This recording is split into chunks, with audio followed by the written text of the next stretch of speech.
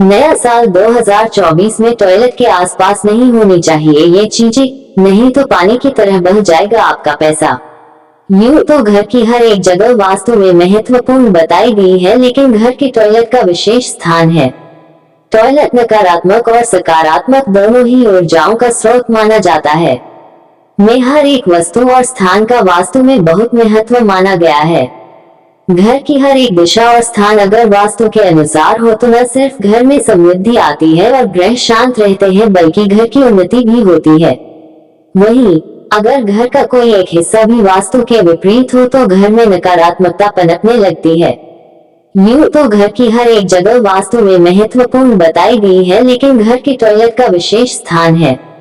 Toilet नकारात्मक और सकारात्मक दोनों ही ऊर्जाओं का स्रोत माना जाता है। ऐसे में टॉयलेट से जुड़े वास्तु पर खास ध्यान देना चाहिए और वास्तु नियमों का पालन करना चाहिए। इसी कड़ी में ज्योतिषाचार्य राधाकांत वत्स से आइए जानते हैं कि घर में टॉयलेट के आसपास क्या नहीं होना चाहिए। साथ ही जानेंगे इसके पीछे का महत्व और कारण भी विस्तार से। टॉयलेट के पास नहीं होना चाहिए पूजा घर। टॉयलेट को धार्मिक दृष्टि से एक अशुद्ध स्थान माना जाता है।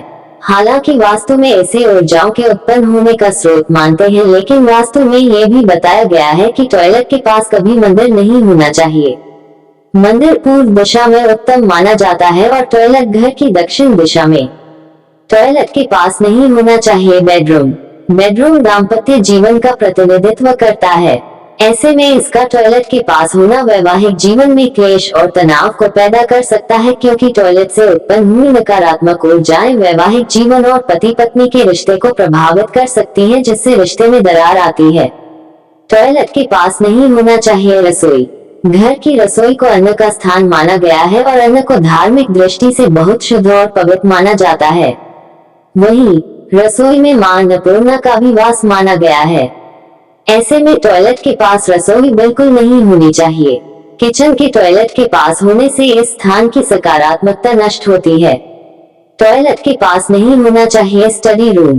टॉयलेट के पास स्टडी रूम भी नहीं होना चाहिए।